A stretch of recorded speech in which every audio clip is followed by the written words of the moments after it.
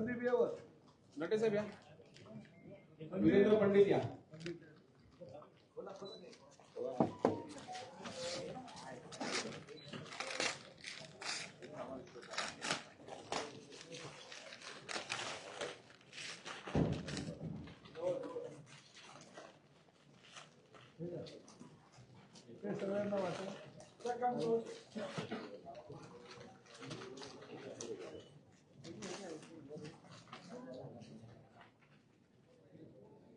खाली द्या सगळं.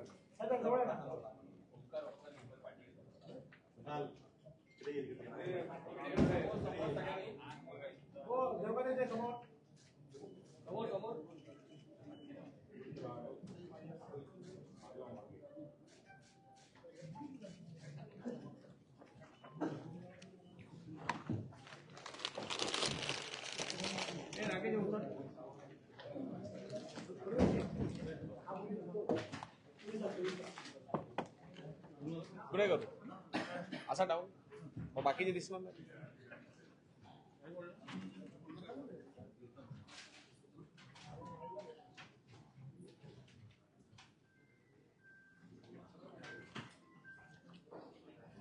आपल्या सगळ्यांचं स्वागत.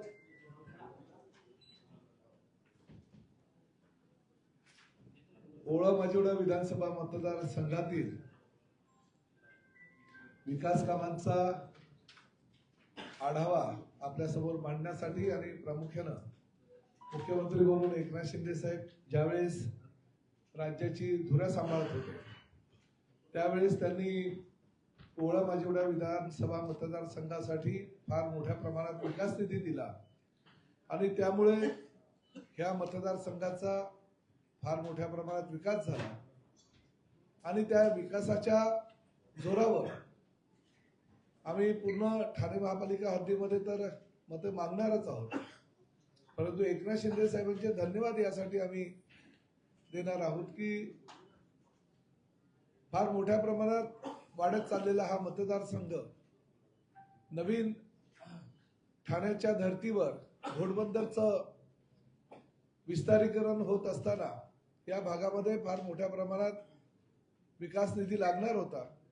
ठाणे महानगरपालिकेची आर्थिक परिस्थिती अशी नसल्या कारणानं निधीची आवश्यकता होती आणि त्या भागाचा आमदार म्हणून 2023 साली जेव्हा राज्याचे मुख्यमंत्री म्हणून एकनाथ शिंदे साहेबांनी धुरा घेतली तेव्हा त्यांच्याकडे मी विविध जी विकास प्रकल्प होती त्याची माहिती दिली आणि त्यांना विनंती केली की या मतदारसंघामध्ये विस्तारीकरण होत आहे, नागरी वस्ती मोठ्या प्रमाणात वाढते, यासाठी आपण मला निधी द्यावी आणि त्या माध्यमातून तुम्ही जर हे पुस्तक बघितलं जे काही राजकीय पक्ष वचननामा जाहीर करतात, परंतु मी एकनाथ शिंदे साहेबांचे आभार यासाठी मानेल की निवडणुकीच्या तोंडावर मला वचनपूर्ती त्यांना सर्वसामान्य जनतेसाठी ही आज तुमच्या माध्यमातून मी ही पुस्तिकेचं प्रकाशन करतोय. प्रामुख्यानं तुम्ही जर बघाल तर ठाणे मेट्रो असू द्या, भाईंदर ते ठाणे उन्नत मार्ग असू द्या, Matoshri Matore Indirabai Baburao Sarnaik super speciality cashless hospital असू द्या, वाघबीळ येथे उभारण्यात येणारं हिंदू हृदय सम्राट बाळासाहेब ठाकरे कला दालन, उपवन तलावाच्या सुशोभीकरणामध्ये बाकीच्या गोष्टी ज्या विकासाच्या दृष्टीने आहे ते करत असताना विठ्ठलाची 51 फुटाची मूर्ती त्या ठिकाणी केली. भारतरत्न लता मंगेशकर संगीत गुरुकुलाचं काम आता पूर्णत्वावर आहे. टोगो व्हॅन महापालिकेच्या माध्यमातून आम्ही कार्यरत केलेले आहे. सिंधुताई सकपाळ प्रशिक्षण केंद्राचं लोकार्पण एकनाथ शिंदे साहेबांच्या हस्ते झालेलं आहे. साहित्यिक बाबूराव सरनाईक जिम्नॅस्टिक सेंटर उभं राहिलेलं आहे. 5 जलतरण तलावाचं लोकार्पण केलेलं आहे. तर डॉक्टर बाबासाहेब आंबेडकर सांस्कृतिक भवनाचं काम जवळजवळ 70% पूर्ण झालंय. धर्मवीर आनंद दिघे साहेबांच्या नावानं उपवनला ज्या जिमखाना आहे त्याचंही काम 50% पूर्ण झालेलं आहे. तर उपवनचं म्युझिकल फाउंटन आणि त्याचबरोबर कासार वडवले आणि ओवळा मोगरपाडा येथील म्युझिकल फाउंटन अतिशय चांगल्या प्रकारे काम पूर्ण होऊन चालू झालेलं आहे. वाघबीळ येथे नवीन चौपाटी आपण करतोय, तर विविध चौकाचे सुशोभीकरण करून चांगल्या प्रकारचा घोटबंदर रोडला एक वेगळं नवीन ठाणं ज्या पद्धतीने निर्माण होत आहेत, तर त्याला जास्तीत जास्त निधीचा आपण उपयोग करून सुंदरतेमध्ये भर आणतोय. वर्तकनगरला आनंदीबाई जोशी रुग्णालयासाठी 25 कोटी रुपयाचा निधी हा शिंदे साहेबांच्या माध्यमातून मिळाला आहे. विविध समाज भवनाचं काम चालू आहे. मराठा समाज भवनाचं काम सुद्धा आता अर्ध झालेलं आहे. महिला बचत गट भवन झालेलं आहे. सुधाकर चव्हाण बहुउद्देशीय इमारत, आगरी कोळी भवन, लेवा पाटील समाज, 12 समाज भवन एकत्रितपणे आणि प्रामुख्यानं बऱ्याच मतदारसंघातील बऱ्याच ठिकाणी सिमेंट कॉन्क्रीटचे रस्ते झालेले आहेत. तर घोटबंदर रोडला नवीन उड्डाणपुलांची निर्मिती सुद्धा झालेली आहे. फुटबॉल टर्फ उभारलेले आहे. तर आनंद नगर येथे ठाण्यातील पहिला हा सिंथेटिक ट्रॅकचं काम आता सुरुवात झालेली आहे. वारकरी भवन आणि सामाजिक भवनांचे लोकार्पण झालेले आहे. आणि प्रामुख्यानं येऊरला आपण जलस्रोत निर्माण व्हावा यासाठी त्या ठिकाणी बंधारे निर्माण केलेले आहेत. त्याचाही फायदा आपल्याला होतोय. पाळीव प्राण्यांसाठी जी स्मशानभूमी आपण अंत्यविधी केंद्र जे केलेलं आहे त्याला फार प्राणी मित्रांकडनं प्रतिसाद लाभतोय. ते सुद्धा आपण माझिवडा गाव येथे केलेलं आहे आणि त्याच ठिकाणी अत्याधुनिक स्मशानभूमी केलेली आहे. सगळ्या तलावांचं सुशोभीकरण करत असताना गेल्या वर्षी मुख्यमंत्री पदाच्या कार्यकाळामध्ये एकनाथ शिंदे साहेबांनी गोमातेला राज्यमातेचा दर्जा दिला आणि धर्मसंसदेमध्ये तशी घोषणा केली. येऊर येथे आदिवासी मुलामुलींचं वसतिगृह करतोय आणि त्याच धर्तीवर आपण भाईंदरपाडा येथे वसतिगृहाचं काम हे अंतिम टप्प्यात आलेलं आहे. चिंतामणराव देशमुख एज्युकेशन सेंटर हे वसत विहारला आपण निर्माण करत असून त्याचंही काम फार मोठ्या दिमाखात चालू आहे. सोलार दिवे हे येऊर परिसरामध्ये वन खात्याची परवानगी विद्युत खांबांना न मिळाल्यामुळे आपण बसवलेले आहेत. वॉकवे आणि सायकलिंग ट्रॅकचं काम सुद्धा पूर्ण झालेलं आहे. आणि त्याचबरोबर आपण मोगरपाडा येथे MCA क्लब च्या माध्यमातून एक कन्व्हेन्शन सेंटर निर्माण करतोय. जलवाहतूक करायची आहे, रोपवे सेवा करायची आहे. ठाणे अंतर्गत मेट्रोसाठी शिंदे साहेबांनी केंद्राकडून निधी उपलब्ध करून दिलेला आहे आणि 24 तास पाणी उपलब्ध होण्यासाठी आपण बोरजे धरणातनं 100 MLD पाणी तरी आपल्याला मिळावं यासाठी प्रयत्न करतो आणि ते सुद्धा लवकरात लवकर आपल्याला मिळेल. आणि त्याचबरोबर काळू नदीच्या कामाला सुद्धा चालना देतोय. घनकचरा व्यवस्थापन, वाहतूक कोंडी मुक्त आपलं शहर आणि त्याचबरोबर ओळा मजिवडा विधानसभा मतदारसंघामध्ये प्राणी संग्रहालयासाठी सुद्धा आम्ही प्रयत्न करतोय. आणि अशा पद्धतीनं ही विकास कामं एकनाथ शिंदे साहेबांनी फक्त दिलेल्या निधीतून आपण करतोय आणि त्याची बरीच पूर्तता ही झालेली आहे. लोकार्पण झालेलं आहे, भूमिपूजन झालेलं आहे आणि मला खात्री आहे की ह्या इलेक्शन नंतरच जी मेट्रो ठाण्याची आहे त्या मेट्रोला सुद्धा ग्रीन सिग्नल मिळालेला आहे आणि पुढल्या 1 ते 2 महिन्यामध्ये ती मेट्रो सुद्धा चालू होईल.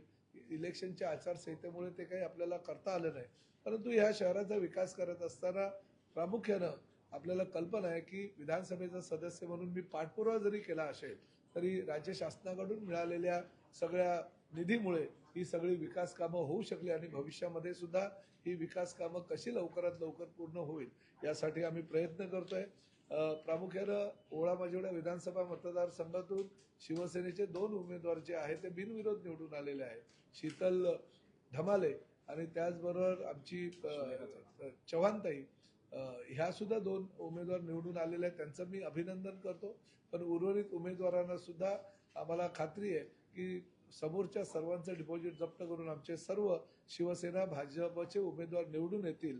आणि प्रभागनिहाय कालच काही लोकांनी जरी आक्षेप घेतला असेल तरी या भागाचा आमदार म्हणून मी राजकीय क्षेत्राशी संबंधित नसलेले काही प्रभारी नेमलेले आहेत, जेणेकरून नियंत्रण जे आहे ते आमची जी विकास कामं आहे ती जनतेपर्यंत पोहोचवण्यासाठी हे सगळे आमचे जे प्रभारी आहेत, म्हणजे प्रभाग क्रमांक 1 मध्ये साजन कासार आहे, प्रभाग क्रमांक 4 मध्ये राकेश मोदी आहे, प्रभाग क्रमांक 5 मध्ये संदीप नटे आणि गणेश टाक आहेत, प्रभाग क्रमांक 6 मध्ये संतोष ढमाले आहेत, प्रभाग क्रमांक 7 मध्ये भगवान देवकाते आहे, प्रभाग क्रमांक 8 मध्ये वीरेंद्र पंडित आहे, प्रभाग क्रमांक 14 मध्ये विराज निकम आहेत.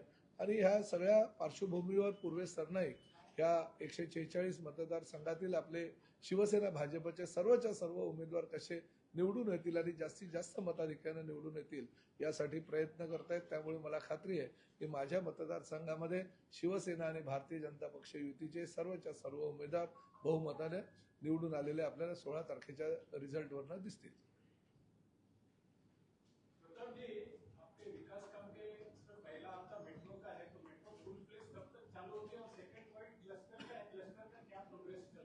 नहीं, क्लस्टर का तो प्रोग्रेस चल रहा है. अभी आपको भी पता है कि शिंदे साहब के मतदार संघ किशन नगर में अभी क्लस्टर की बहुत सारी इमारतें जो है वो पूरी होने को आया.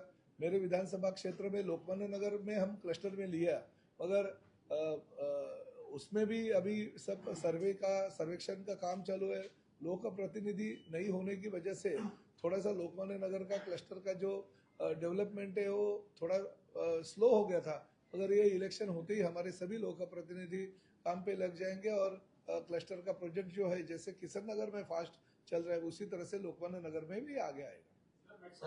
मेट्रो का तो आगे के 2 महीने में मेट्रो का काम जो है वो कंप्लीट होने को आया है. ट्रायल रन भी उसकी हो गई है. आगे के 2 या मैक्सिमम 3 महीने में मेट्रो जो गायबुक से है वो चालू हो जाएगी.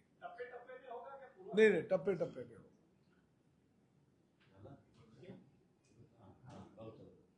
सर, मुंबईत नवाब मलिक म्हणतात मुंबईत आमचे 30 पेक्षा जास्त उमेदवार आहेत ते निवडून येतील आणि आम्हाला घेतल्याशिवाय तुमचा महापौर बसणार नाही असं नवाब मलिक. बघा काय असतं की प्रत्येक पक्ष हा जास्तीत जास्त त्यांचे उमेदवार निवडून येतील ह्या विश्वासामध्ये असतो, कारण उमेदवारांना तेवढं त्यांना स्थैर्य देण्यासाठी त्यांना ती भूमिका घ्यावी लागते. परंतु आता नवाब मलिक तसं म्हणतायत, आंबेडकर साहेब सुद्धा तसंच म्हणतायत, काँग्रेस सुद्धा तसंच म्हणते.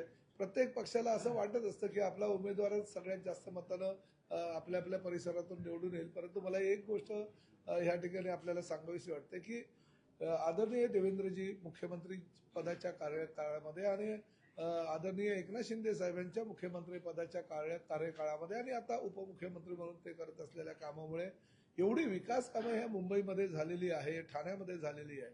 त्या विकास कामांच्या जोरावर मुंबई आणि ठाण्यामध्ये 100% महायुतीचे सरकार येणार आणि महापौर हा महायुतीचाच बसणार. सर, आपण जर बघितलं संजय राऊतांनी आज पत्रकार परिषद घेतली आणि मुंबईमध्ये बाळासाहेब ठाकरे यांचा पुतळा झाकला होता आणि त्यामुळे संजय राऊत म्हणाले की तुम्हाला भीती वाटते म्हणून तो पुतळा झाकला. हो, बाळासाहेबांचे विचार घेऊन आम्ही चाललेलो, आम्हाला कशाला भीती वाटेल मला सांगा.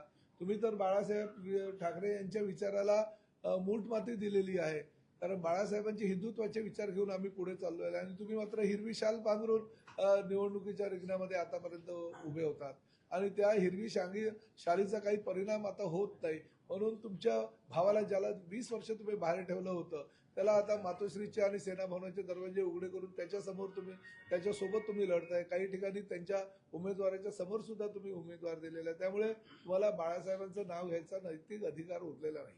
मुंबई महानगरपालिकेच्या निवडणुकीमध्ये एस इंडियाचा सर्वे आला, ज्यामध्ये भाजप आणि शिंदेना हिंदी भाषेचा सर्वात जास्त कौल आहे, तर मराठी भाषेचा कौल आहे तो ठाकरे आणि मनसेला दिसून येत आहे. तर बघा, हे सर्वेच्या रिपोर्टवर आम्ही काही विश्वास ठेवत नाही.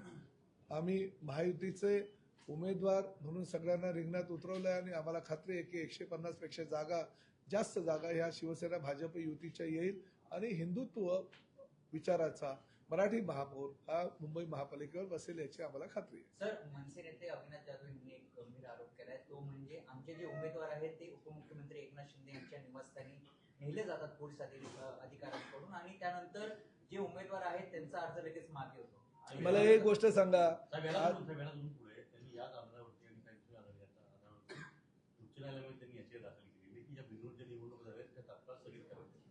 एक गोष्ट आहे की ज्यांना पराभव समोर दिसत असेल ते ह्या अशा गोष्टींचा उपयोग आपल्या माध्यमातून करत असतात. न्यायालयात जाण्याची त्यांची भूमिका आहे, त्यांनी न्यायालयात जावं, न्यायालयात जो निर्णय देईल तो सर्वांना बंधनकारक असेल. परंतु एक गोष्ट त्यांनी विसरता कामा नये की आज राज्याचे उपमुख्यमंत्री म्हणून एकनाथ शिंदे साहेब हे काम करतायत. आता तुम्ही ज्यांच्याबरोबर बसता ते जितेंद्र आव्हाड, तुम्ही स्वतः, राजन विचारे किंवा अन्य लोक काही एकनाथ शिंदे साहेबांच्या घरी आतापर्यंत कधी गेले नाही का? त्यांचे CCTV फुटेज तुम्ही काढलेले नाही. लोक काही ना काही कामासाठी त्यांच्या घरी जात असतात. 24 तास त्यांच्या घराचे दरवाजे उघडे असतात. आता कोणी जर कामाला जात असेल, तो उमेदवार जरी असेल तरी तर वैयक्तिक त्याचं काही काम असू शकतं किंवा शिंदे साहेबांना त्यांनी असंही सांगितलं कदाचित असेल की बाबा मला जबरदस्ती बोलवून अविनाश जाधवांनी किंवा ज्या पक्षाचा उमेदवारी अर्ज मी दाखल करतात त्यांनी मला जबरदस्ती उमेदवारी अर्ज दाखल करायला सांगितलं. या तक्रारी घेऊन ठाण्याचे प्रमुख म्हणून किंवा ठाणे महापालिकेमध्ये गेली अनेक वर्ष सत्ता स्थापन करत असताना एकनाथ शिंदे साहेबांनी स्वतःचं वलय आणि वर्चस्व निर्माण केलेलं आहे आणि त्याचा आधार घेऊन अनेक लोकांना त्यांनी न्याय दिलेला आहे. तुमच्या उमेदवारांना जर गरज असेल आणि त्यांच्या घरी जाऊन ते जर लाईनीत उभे राहून जर न्याय मागत असतील तर शिंदे साहेब त्यांना निश्चितपणे देईल. त्याचा एवढा व्हिडिओ वगैरे दाखवून तुम्ही काही मोठं काहीतरी दाखवताय असं करण्याचा काही प्रयत्न करू नये. सरकारने आरोप केलाय की सिटी फ्लो नावाची जी बस आहे संपूर्ण मुंबईमध्ये चालते 4600 ती ठाण्यातल्या कुठल्या मंत्र्यांच्या नावाखाली चालते अशी देखील त्यांनी आरोप केले. कोणी केले आरोप? वर्षा गायकवाड. नाही, मला कल्पना नाही. वर्षाताईंनी त्या संदर्भात मला लेखी निवेदन द्यावं.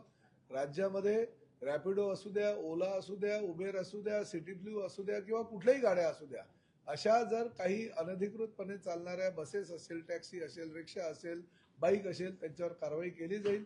गेल्याच महिन्यामध्ये रॅपिडोनं आणि उबेरनं अशा प्रकारे काहीतरी बेकायदेशीर वाहतूक केली होती, त्यांच्यावर गुन्हे दाखल केले आणि जवळजवळ 30 ते 32 लोकांवर गुन्हे दाखल केले आणि आम्ही फक्त ड्रायव्हरवर गुन्हे दाखल करून थांबलो नाही तर त्यांच्या डायरेक्टरवर आम्ही गुन्हे दाखल केले. त्यामुळे भविष्यामध्ये असे प्रकार ते करणार. सर, आदित्य ठाकरे म्हणतात की कोस्टल रोडचा खोटा प्रयत्न केलेला आहे, श्रेय घेण्याचा खोटा प्रयत्न केलेला आहे. कोस्टल रोड आता 5 वर्ष हे मुख्यमंत्री असताना देवेंद्र फडणवीस साहेबांनी त्या कोस्टल रोडला मंजुरी दिली होती.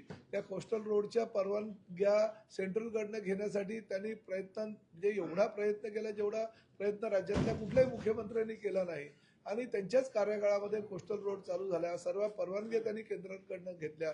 त्या CRZच्या परवानग्या असू द्या, मँग्रोव्हच्या परवानग्या असू द्या, पर्यावरणच्या परवानग्या असू द्या, सगळ्या परवानग्या घेऊन जर तो कोस्टल रोडला त्यांनी सुरुवात करून दिली असेल आणि त्याचं श्रेय जर शिवसेना भाजप युतीची मंडळी घेणार नाही तर काय तुम्ही घ्याल? तुम्हाला कशाला? तुम्ही तर घरी बसलेला होतात.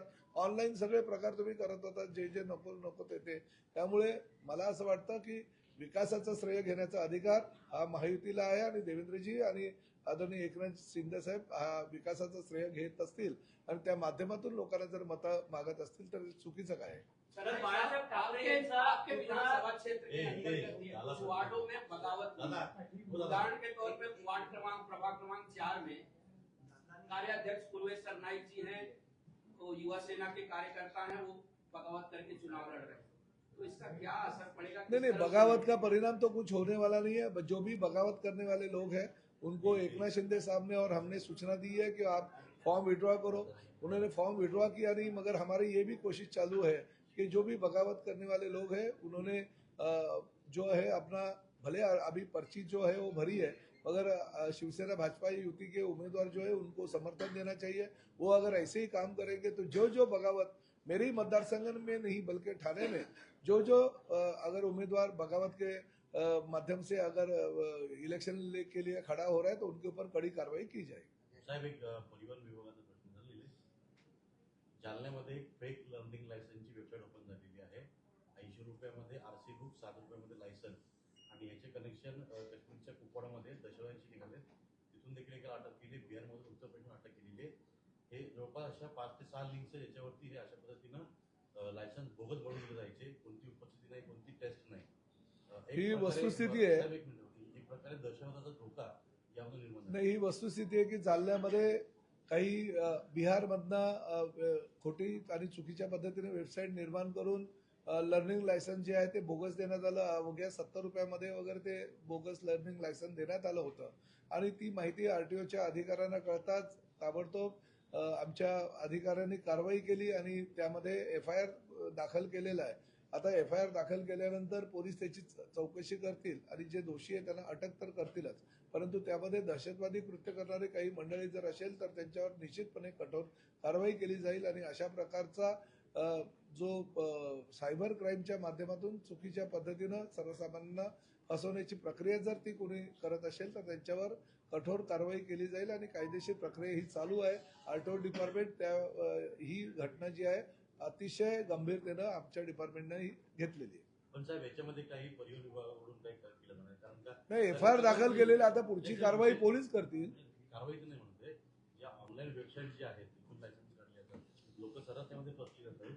त्याच्याकरता म्हणूनच आहे. आता शेवटी कसं आहे की हे आमचं काम नाहीये, हे पोलिसांचं काम आहे, सायबर क्राईमचं काम आहे. सायबर क्राईमला त्याबाबत आम्ही कळवलेलं आहे आणि FIR दाखल केलेलं आहे. पण ही फार गंभीर बाब आहे म्हणून RTO डिपार्टमेंटनं अतिशय चांगल्या प्रकारे त्या प्रकारची छानबीन व्हावी आणि दोषींवर कारवाई व्हावी लवकरात लवकर अशी मागणी केलेली आहे आणि भविष्यामध्ये अशा प्रकार घडू नये यासाठी सुद्धा आमचं डिपार्टमेंट सक्षमपणे त्याला सामोरं जाईल. जनजागृतीबद्दल काही करणार कारण का बऱ्याच नाही, करणं गरजेचं आहे. जनजागृती करणारच. अशा चुकीच्या पद्धतीने आज जालन्याला झालं, उद्या ठाण्याला होईल, परवा अन्य ठिकाणी होईल. त्यामुळे जनजागृती सुद्धा आमच्या डिपार्टमेंटच्या माध्यमातून निश्चितपणे केली जाईल. सर, भाजपचे माजी आमदार आहेत, त्यांनी असं एक विधान केलंय की अंबरनाथ बदलापूरमध्ये धनुष्यबाणाचा सुपडा साफ केलाय, आता उल्हासनगरमध्ये देखील होईल असं देखील नरेंद्र पवार. ठीक आहे, आता कोण कुठे काय बोलतं त्याचा प्रत्येक गोष्टीचा विचार असा करून जर त्याला उत्तर आम्ही देत बसलो तर ते योग्य होणार नाही. शेवटी शिवसेना भाजप युती ही मुंबईमध्ये, ठाण्यामध्ये, कल्याणमध्ये अभेद्य आहे. काही ठिकाणी युती होऊ शकली नाही, परंतु त्या ठिकाणी आम्ही आमच्या पद्धतीने निवडणुका लढवतोय. ओके. कलमा पडणारी महिला ही मुंबईची महापौर होईल असं वारीस पटत नाही.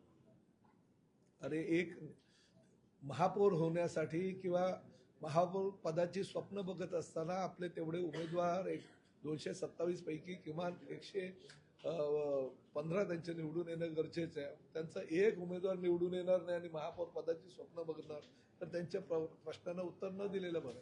दोन प्रश्न आहेत. एक तर आज संध्याकाळी एक प्रेस कॉन्फरन्स होणार आहे ज्यामध्ये संजय राऊत येणार आहेत आणि त्यांच्याबरोबर राजेंद्र विचारे अभिनय करू बसून ठाण्याचा महाविकास आघाडीचा वचननामा जाहीर करणार आहे.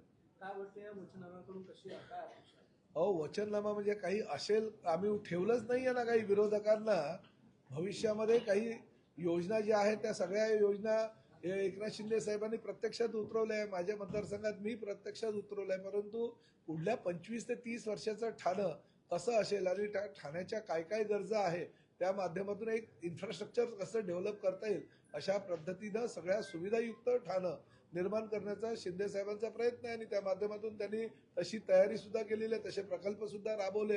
पुढल्या 2 वर्षात ते सगळे प्रकल्प जवळजवळ पूर्ण होतील. त्यामुळे वचननामा, आता खोटी आश्वासनं देण्यासाठी जर वचननामा तुम्ही जाहीर करण्यासाठी प्रेस कॉन्फरन्स करत असाल तर सर्वसामान्य जनता तुमच्यावर विश्वास ठेवणार नाही. दुसरा एक प्रश्न आहे जो म्हणजे अजूनही सेना वेगळा प्रचार करताना दिसते आणि भाजप वेगळा प्रचार करताना अनेक प्रभागांमध्ये दिसून येते. आता नेमकं नाही, तसं बिलकुल नाहीये. आज एकनाथ शिंदे साहेब अनेक प्रभागामध्ये स्वतः फिरणार आहेत आणि स्वतः फिरत असताना ते भारतीय जनता पक्षाच्या सगळ्या उमेदवारांना आणि सगळ्या नेत्यांना घेऊन फिरणार. कालही ज्या ज्या ठिकाणी प्रचार कार्यालयाचं आम्ही उद्घाटन केलं, उर्वेश सरनाईक, निरंजन डावखरे, संजय केळकर सगळेजण प्रचारामध्ये सहभागी झाले होते आणि सगळ्या पक्ष कार्यालयाचं उद्घाटन केलं. त्यामुळे प्रचारामध्ये आम्ही काही वेगवेगळे नाही आहात. प्रचार आम्ही शिवसेना आणि भाजप एकत्रितरित्याच करणार आहोत. आमचे उमेदवार सुद्धा एकत्रितपणे कमळ आणि धनुष्यबाण घेऊनच प्रचाराला फिरत आहेत. पण साहेब कुठे थोडं अडचण होते का? विरोधला तिकडे फक्त धनुष्यबाण, इकडे धनुष्यबाण, कमळ. नाही, बघा, या ठिकाणी आमची प्रामाणिक इच्छा होती की मिरज जसं ठाण्याचं पॅटर्न आहे तसं कल्याणचं पॅटर्न आहे, जसं वसई विरारचं पॅटर्न आहे तसं मीरा रोडला व्हावं. पण मीरा रोड भाईंदरमध्ये भारतीय जनता पक्षाचे जे नेते आहेत त्या नेत्यांनी भारतीय जनता पक्ष म्हणून स्वतःची खासगी मालमत्ता असं ते समजले असतील आणि जशी त्यांची 7-11 कंपनी आहे तशी भारतीय जनता पक्ष त्यांनी वेटीस जर धरला असेल तर ते चुकीचं आहे. वरिष्ठांनी लक्ष देणं गरजेचं आहे. मी आदरणीय मुख्यमंत्र्यांना सुद्धा या संदर्भात कल्पना दिली होती. आदरणीय रवींद्र चव्हाण यांना सुद्धा कल्पना दिली होती की ज्या पद्धतीनं ठाण्याला युती झाली तशाच पद्धतीने मीरा भाईंदरला व्हावी. मी शेवटपर्यंत प्रयत्न केला, परंतु शेवटी रवींद्र चव्हाणांनी एक पत्र काढलं म्हणून मी भारतीय जनता पक्षाच्या कार्यालयामध्ये गेलो. तिकडे त्यांनी मला बसून ठेवलं जवळजवळ 50 मिनिटं. त्यानंतर नरेंद्र मेहता आले आणि युतीची काही बोलणी केलेली नाही. 2 दिवसानंतर युती तुटली म्हणून त्यांनीच जाहीर केलं. आम्ही युतीसाठी शेवटपर्यंत प्रयत्न करत होतो. तुम्ही जर बघितलं तर ओवळा माजिवडा विधानसभा मतदारसंघामध्ये 1 नंबरमध्ये जवळजवळ आम्ही 2 उमेदवार दिले. एक तर आमच्या धनुष्यबाणावर दिला, दुसरा उमेदवार जो आहे तो कमळावर दिला. 5 नंबरमध्ये आम्ही धनुष्यबाणावर निवडून आलेला उमेदवार असताना सुद्धा आम्ही कमळाला ती जागा सोडली. आमचा 7 नंबर हा धनुष्यबाण असताना सुद्धा आम्ही ती जागा कमळाला सोडली. अशा परिस्थितीमध्ये महायुती व्हावी, महायुती टिकावी, भविष्यामध्ये एकत्रितपणे ज्या पद्धतीनं नरेंद्र मोदीजींच्या नेतृत्वाखालच्या केंद्रामध्ये आमचं सरकार आहे आणि आमचे मंत्री आहेत, राज्यामध्ये देवेंद्र फडणवीसांच्या नेतृत्वाखाली एकनाथ शिंदे साहेब उपमुख्यमंत्री आहे, मी तर त्यांचा परिवहन मंत्री आहे. असं असताना, चांगलं वातावरण असताना तेच वातावरण मीरा भाईंदरमध्ये व्हावं यासाठी जर आम्ही प्रयत्न करत असेल आणि त्या प्रयत्नांना प्रतिसाद जर नरेंद्र मेहताकडनं मिळत नसेल तर निश्चितपणे महायुतीला ते घातक आहे. खरं तर त्यांच्यावर कारवाई करणं गरजेचं होतं, परंतु हरकत नाही. आता त्यांच्यावर कारवाई 15 जानेवारीला मीरा भाईंदरमधीलच सर्वसामान्य जनता करेल आणि महायुतीऐवजी फक्त आणि फक्त शिवसेनेचा भगवा या मीरा भाईंदर महानगरपालिकेवर फडकेल आणि अबकी बार 50चा नारा जो आहे तो आमचा पूर्ण करणार. कारण शेवटी आम्ही सुद्धा नरेंद्र मोदींनाच मानणारी लोक आहोत. आम्ही सुद्धा देवेंद्र फडणवीसांच्या नेतृत्वाखाली राज्याचा कारभार करत असताना खरं तर तिथं युती होणं अपेक्षित होतं. पण ठीक आहे, शेवटी शिवसेनेचा भगवा म्हणजे हिंदुत्वाचा भगवा हा महापालिकेवर फडकू आणि आदरणीय शिवसेना प्रमुख बाळासाहेब ठाकरेंनी जी युती वाजपेयींबरोबर केली होती, अडवाणीजींबरोबर केली होती, आमच्या प्रमोद महाजनबरोबर केली होती, ती युती आम्ही कायम ठेवू. ही युती तोडण्यासाठी त्या भागात नरेंद्र मेहतांनी रवींद्र चव्हाण जबाबदार आहेत, त्यांनी युती होऊन दिली त्यांच्या मनात नाही, नरेंद्र मेहतांनी, रवींद्र चव्हाणांनी सुद्धा प्रयत्न केले, देवेंद्रजींनी सुद्धा प्रयत्न केले. कारण मी दोघांशी बोललो होतो, दोघांनी त्यांना सांगितलं, परंतु शेवटी त्यांना मीरा भाईंदरची भाजप ही 7-11 कंपनी त्यांची प्रायव्हेट लिमिटेड कंपनी करायची असेल तर त्यांनी जर युती तोडली असेल तर शेवटी सर्वसामान्य जनता त्यांना जागा दाखवेल.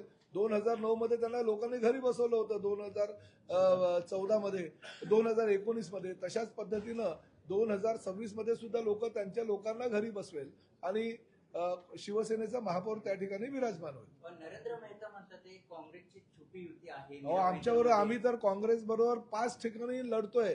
काँग्रेसने जे उमेदवार ज्या ज्या ठिकाणी उभे केले त्या प्रत्येक ठिकाणी आमचे उमेदवार आहे. पण भारतीय जनता पक्षाच्या नावाखाली नरेंद्र मेहतांनी मात्र प्रभाग क्रमांक 9 आणि प्रभाग क्रमांक 22 मध्ये MIMच्या उमेदवाराबरोबर युती त्यांनी केलेली आहे. म्हणून लोक त्यांना मीरा भाईंदरला नरेंद्र मी आता बोलायला लागलेले आहे. हे पहिल्यांदा घडलं. MIM बरोबर तुम्ही युती करता आणि शिवसेना भाजपची जी एकदम पवित्र युती आहे ती नाकारता.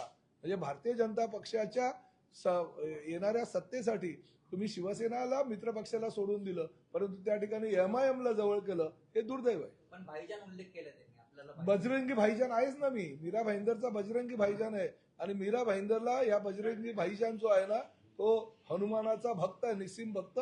शेपटीला बरोबर ज्या पद्धतीनं लंका दहन केलं, शेपटीला आग लावून मीरा भाईंदरच्या भ्रष्टाचाराची ही लंका आहे, ही दहन करणार आहे प्रताप सरनाईक. शेवटचा प्रश्न, राजन विचारे, अविनाश जाधव यांनी पत्रकार परिषद घेतली. मोठ्या प्रमाणात ड्रग्जचा वापर केला जातोय आणि त्याचं केंद्रबिंदू हे साताऱ्यामध्ये आहेत आणि त्यातूनच एवढा मोठा पैसा या ठिकाणी येत आहे. आणि ते जे बिनविरोध निवडून येतात ते जे उमेदवार त्या ठिकाणी आहेत त्या उमेदवाराला विकत घेतलं जात आहे असा देखील त्यांनी आरोप केला. त्यांनी बघा, कुठले आरोप करणं काय फार मोठी गोष्ट नाही आहे.